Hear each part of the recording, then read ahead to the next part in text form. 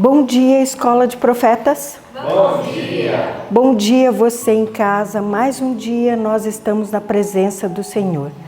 Bom dia, irmã Elisa. Bom dia, irmã Beth. Dormiu bem? Dormimos muito bem. Bom dia, escola. Bom dia. Bom dia para você aí de casa também, que o seu sono tenha sido restaurador, assim como foi o nosso, né, irmã? Sim. Muito bom descansarmos, sabendo que nós temos um Deus que nos guarda enquanto nós estamos dormindo, Ele está ali, né, olhando por nós. Que Deus seja louvado por a vida de cada um de vocês. E agora, vamos orar, né? Vamos dobrar os nossos joelhos diante dessa majestade, desse nosso Deus Criador, que é digno de toda honra e glória. Vamos orar então neste momento. Oremos. Pai querido que estás nos céus, nós te agradecemos e te louvamos, Senhor. Rendemos graças ao teu nome porque o Senhor é digno de toda honra e toda glória e está sempre ao nosso lado, Pai. Nos momentos bons e ruins, o Senhor é aquele que nos fortalece e que tem nos mantido. Nós te agradecemos porque nós temos a tua companhia e temos a tua mão, Senhor, sobre cada um de nós. Perdoa os nossos pecados, ó Pai. Nos guia, nos dirige ao longo deste dia, desse estudo que vamos fazer, que o Senhor possa estar nos dando entendimento, que o Espírito Santo possa nos ajudar, Senhor, a compreender tudo o que o Senhor quer que nós compreendamos. Abençoa todos os nossos familiares, os nossos queridos, também todas as pessoas que acompanham este estudo, que as tuas bênçãos possam recair sobre elas também, ó Pai, e que elas aprendam de Ti e que elas possam vir a Te conhecer de forma plena, Senhor, de forma assim que elas possam estar no céu e que nós possamos nos encontrar todos juntos, estarmos reunidos para ali louvar o Teu nome e Te agradecer por tudo. Nós Te honramos e agradecemos, não somos merecedores de nada, mas em nome de Jesus que pedimos tudo isso. Amém. Amém, Senhor.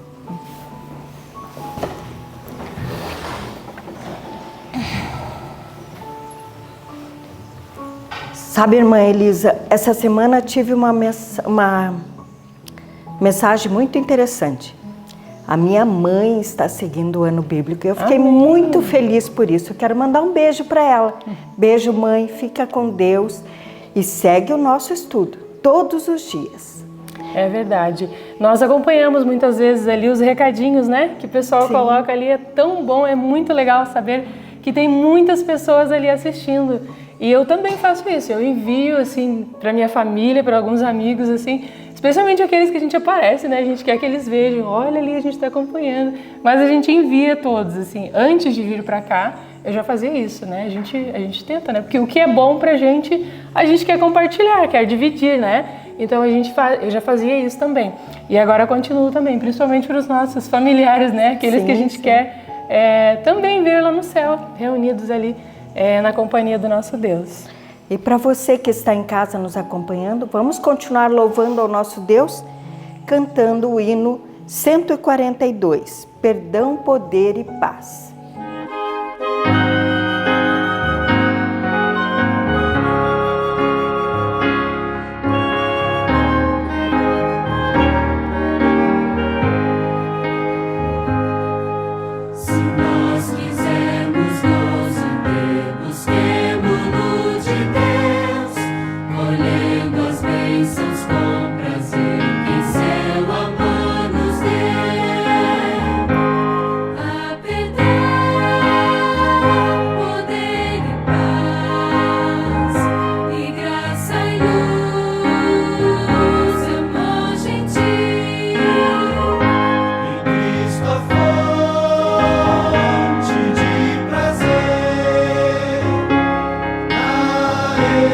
Demos glória.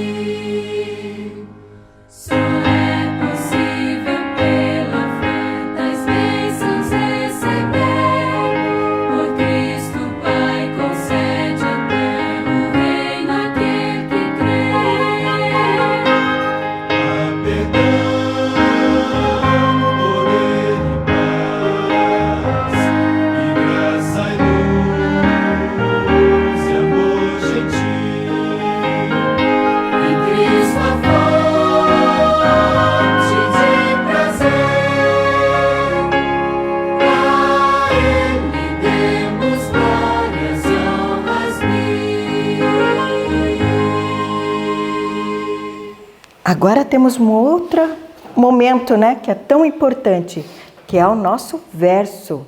Um verso que nos ajuda durante o dia, nos momentos ociosos, nos momentos de aflição, não é? É verdade.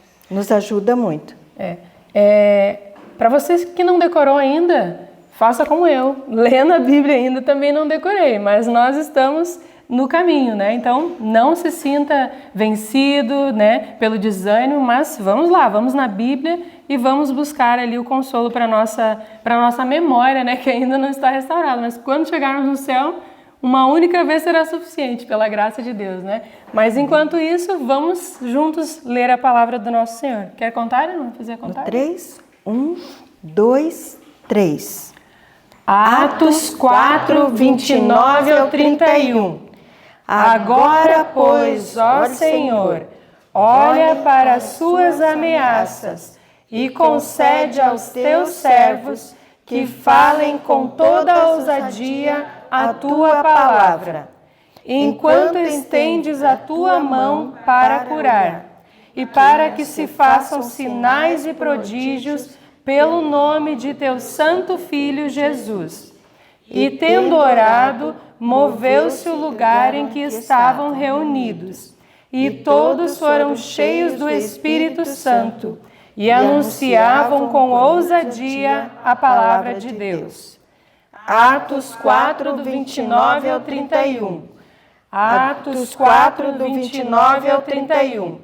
Agora, pois, ó Senhor, olha para as suas ameaças e concede aos teus servos que falem com toda ousadia a tua palavra, enquanto estendes a tua mão para curar, e para que se façam sinais e prodígios pelo nome de teu santo Filho Jesus.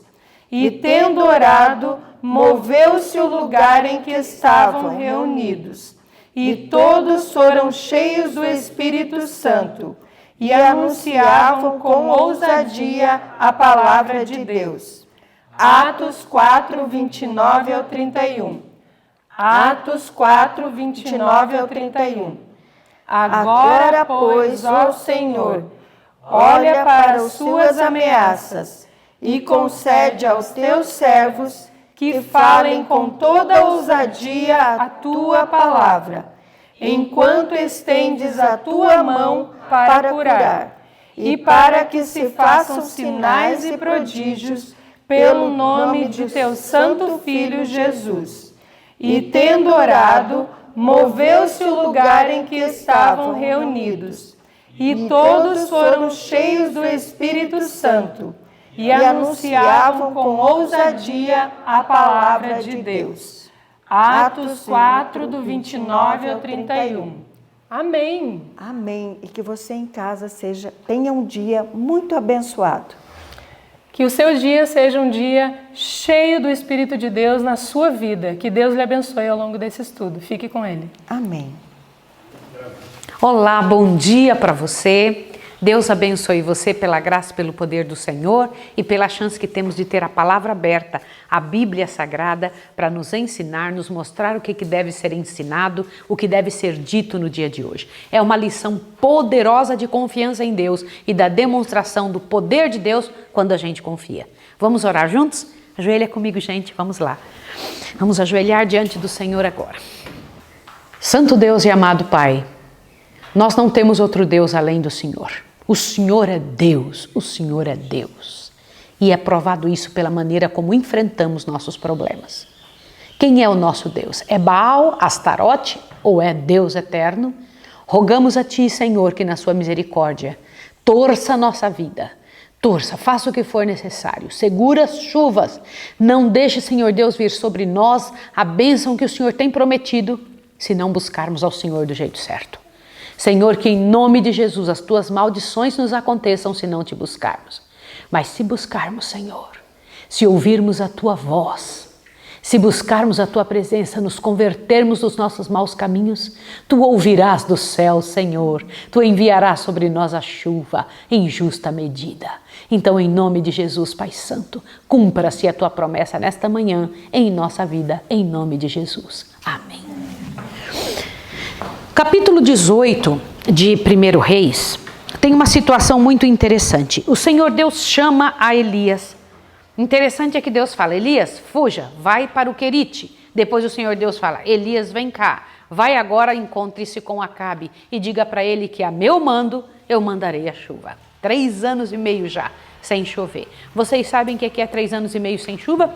Eu estava vindo ontem da cidade com Joana e eu olhei os campos verdes e lindos que estão aqui. Eu falei, Joana, dá uma olhada que imagem maravilhosa que nós temos. Anos passados nós tínhamos um tempo cresposo, horrível, e estava muito feio, era tudo seco. Ela falou, não tivemos um verão muito forte. Vocês já perceberam quando o verão vem bem duro mesmo, ainda mais aqui no Nordeste, seca tudo, fica horrível. E aqui, depois da chuva, que lindo que fica, pois passam uns 2 meses sem chuva e já fica seco. Agora imagine 3 anos e meio. As árvores não tinham uma folha, não tinha nada. Para buscar água em qualquer lugar que eles tentassem, não encontrava. Vocês têm ideia o que é ficar sem água? No entanto, o Senhor Deus chama Elias, fala, Elias, vai lá e diga para Acabe que eu vou mandar a chuva, mas com um grande poder. Me diga uma coisa, você está sendo procurado pelo maior rei da terra para matar você. O Deus do céu fala, vai lá, encontre esse homem que quer te matar. Você iria? Bora, eu estou perguntando. Gente, nós caímos por coisas muito menores. A gente cede por coisas muito menores. Nós não temos condição de ser Elias. A gente olha, por que Deus não coloca a gente no lugar de Elias? Porque se fosse colocado, a gente não faria o que Deus pediu. Vem cá, meu filho, vai lá e fala com Acabe agora. Elias nem pestanejou. Saiu, foi andando. No meio do caminho encontra Obadias, que Acabe tinha chamado Obadias, fala, aquele que tinha alimentado 100 profetas, lembra? Escondeu na caverna e dava pão e água para esses homens, lembra? Esse Obadias, Acabe chamou Acabe, Obadias, vem aqui, vai lá, tenta achar pelo menos alguma grama em algum canto, ou tenta achar alguma coisa verde que seja para não morrer o resto dos animais. Aí Obadias está saindo, porque ele era que cuidava das provisões do rei, e está procurando, quando de repente Elias está na frente dele, porque Elias está vindo da ordem do Senhor, vai lá e encontra Acabe. No meio do caminho, Elias encontra Obadias, que tinha saído para procurar alguma coisa verde para dar de comer, pelo menos ao gado, para o gado não morrer.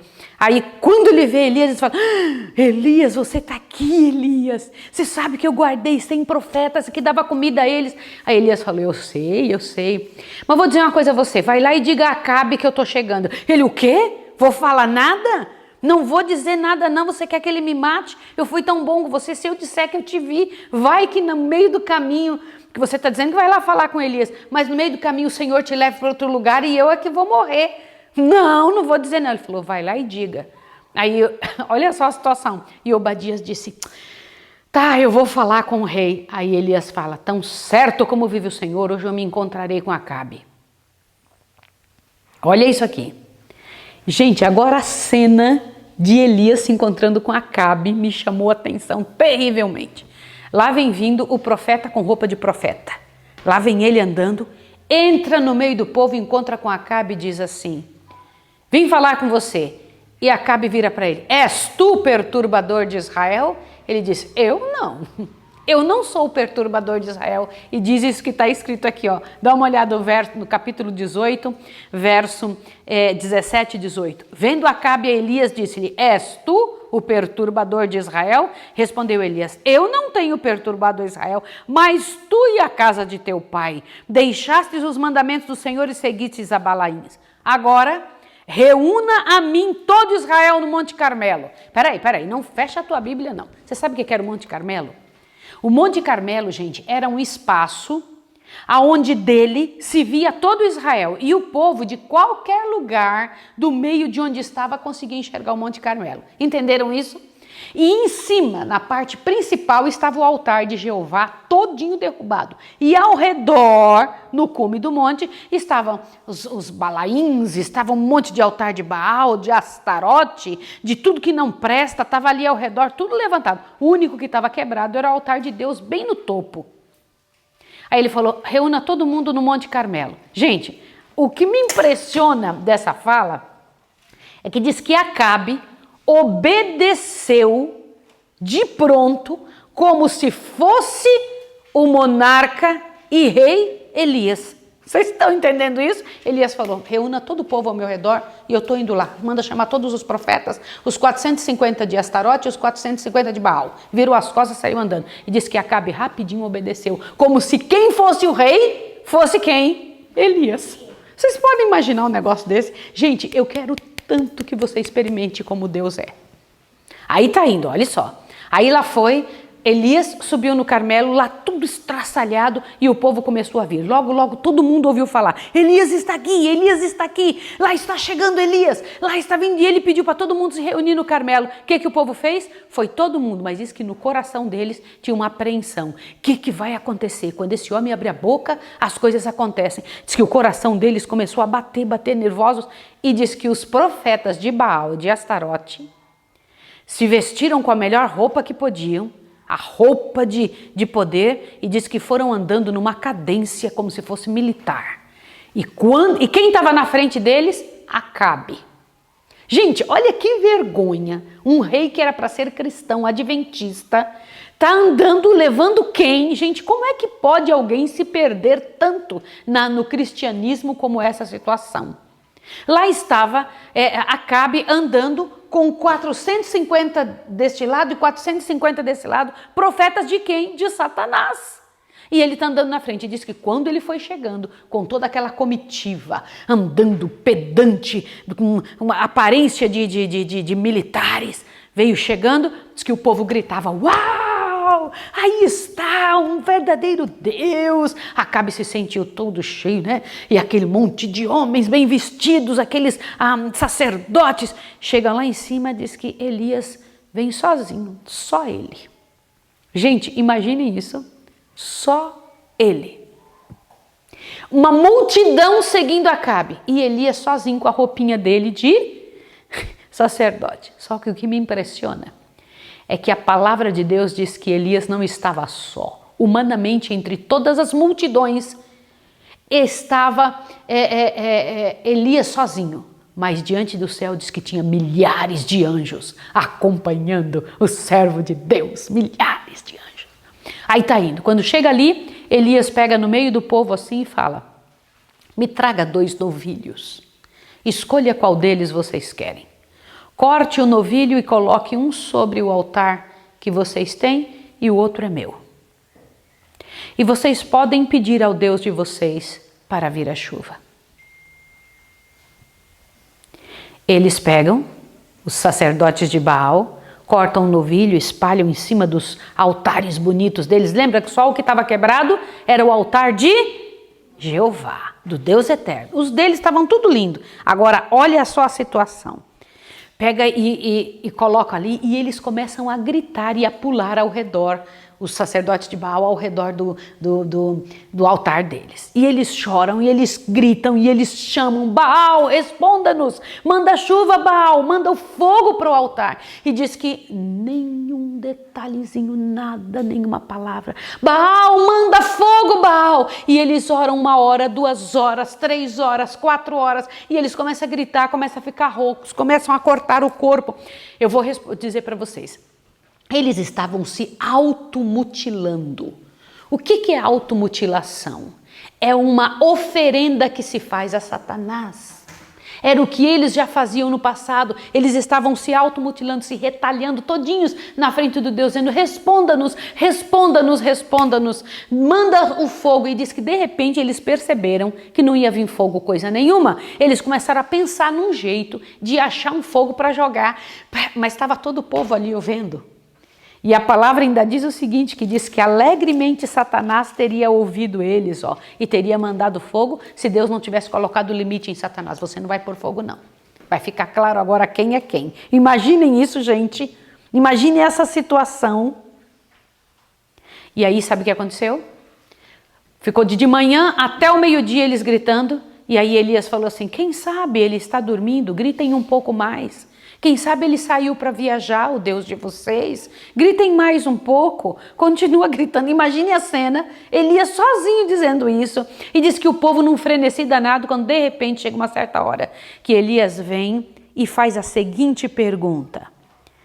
Diz que o rosto dele estava iluminado pela santidade do céu. E ele diz: até quando cocheareis entre dois senhores? E diz que o povo todo ouviu. Gente, eu nunca entendi como é que um homem sobre uma montanha fala e alguns milhões de pessoas ouvem sem caixa de som. Aliás, qual caixa de som é suficiente para todo mundo ouvir na mesma hora? E todos ouviram. Até quando cocheareis entre dois senhores? Se o Senhor Deus é Baal, seguiu. Se o Senhor Deus é Deus, seguiu. Vocês têm que decidir a quem servir. Ele pergunta. Diz que não houve uma só palavra que abriu a boca para dizer: Deus, o Deus verdadeiro é o Deus de Israel. Ninguém, só ele. Vocês podem imaginar o que é isso? E diz que isso aborreceu terrivelmente a Deus, porque o sacerdote perguntou: até quando vocês vão ficar duvidando e pensando, faço ou não faço, vou ou não vou, fico ou não fico, percebo ou não percebo, obedeço ou não obedeço? Até quando vocês vão ficar fazendo assim? Olha o que Deus diz sobre essa atitude. O Senhor aborrece a indiferença e deslealdade em tempo de crise em sua obra. Todo o universo está observando com inexprimível interesse as cenas finais do grande controvérsia entre o bem e o mal. O povo de Deus está se aproximando do limiar do mundo eterno que pode haver de mais importante para eles do que ser leais ao Deus do céu? Entenderam a pergunta? O céu todo está olhando. E aí a pergunta é: que pode ter de mais importante do que servir a Deus agora? É a pergunta do Senhor. Diz que Deus aborrece essa posição de dúvida. Aí sabe o que aconteceu? E de silêncio, e de omissão. Aí olha o que aconteceu. Aí vem Elias, nosso herói, né? Que coisa tremenda. Elias pega e fala assim: me traz o boi que é meu, traz aí. Pode partir aqui em cima. Partiram tudo, botou. Ele pega e fala: agora me traz água. Gente, estava na seca, né? Bota aí alguns cântaros de água em cima e ao redor. Ele fez uma vala ao redor do altar de Jeová. E ele começou na frente do povo a reconstruir o altar. Gente, eu quero que vocês gravem isso. O que Elias fez antes de botar e orar a Deus? Ele reconstruiu o altar. Pegou 12 pedras, lembrando dos 12 filhos de Israel, arrumou todinho, ajeitou todo aquele altar todo quebrado, na frente de todo o povo que estava parado ali. E aí ele fez uma vala ao redor e falou: traz água aí. Molhou todo o lugar. Jogou água ali, mas traz água de novo, mais água, traz mais água. 3 vezes foram trazidas águas. E aí ele calmamente, diz que o povo anterior gritava, estavam roucos, pulava, e ele calmamente ajoelha diante do Deus do céu e ora calmamente ao Senhor. E quando eu penso sobre isso, eu falo: Senhor, me dá esse tipo de posicionamento. Enquanto os outros oravam selvagemmente, Elias ora com simplicidade e fervor, pedindo que Deus mostre sua superioridade sobre Baal para que Israel pudesse ser reconduzido a ele. Sabe o que isso me lembrou? Quem de vocês lembra o que aconteceu com David? Quando ele saiu daqui, estava sem a vacina. Vocês estão lembrados da questão que ele estava sem a vacina, precisava entrar no Detran? Estão lembrados disso? E que o pai dele, que não é cristão, estava muito bravo com ele: vacina pelo menos para entrar no Detran, você precisa resolver essa questão, não posso ficar com essa questão do carro, você tem que resolver. Era uma pressão terrível e ele ajoelhou diante de Deus e falou: é o Senhor.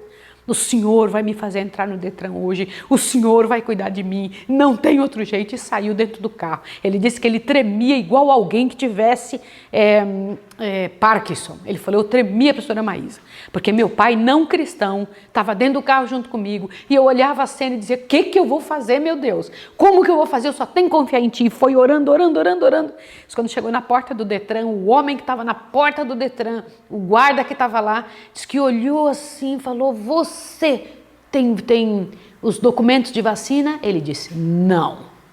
Imagina isso, irmãos. Não. E aí diz que o homem falou: pode entrar. Diz que o pai dele ficou atônito, sem saber o que fazer, com a carteirinha dele na mão assim, a própria carteirinha do próprio pai, né? E ficou olhando assim, viu que não pediu nada. Entraram e David disse que não falou uma palavra. Entrou, fez tudo que tinha que fazer. Quando saiu, falou: pai, agora peça perdão a Deus. porque o Senhor agora sabe quem é o meu Deus.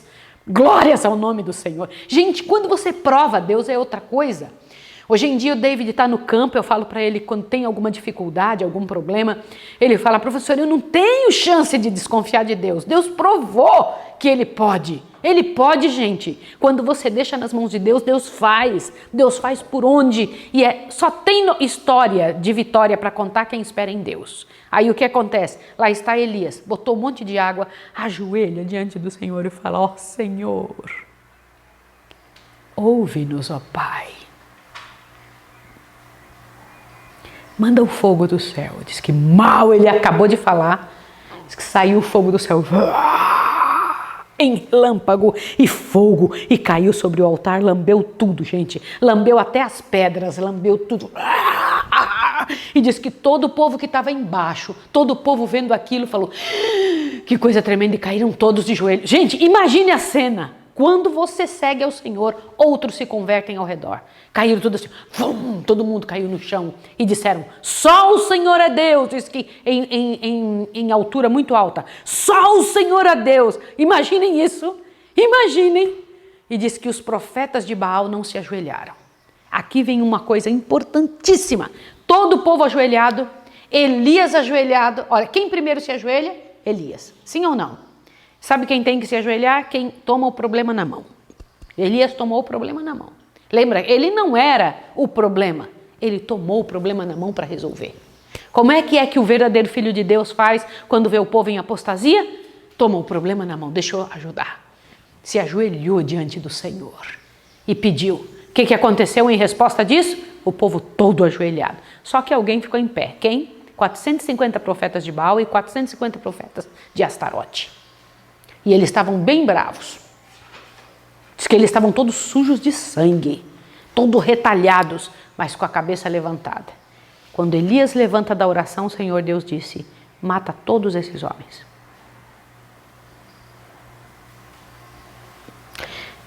Não tem jeito. Servir a Satanás sempre vai dar problema. Sempre vai dar problema.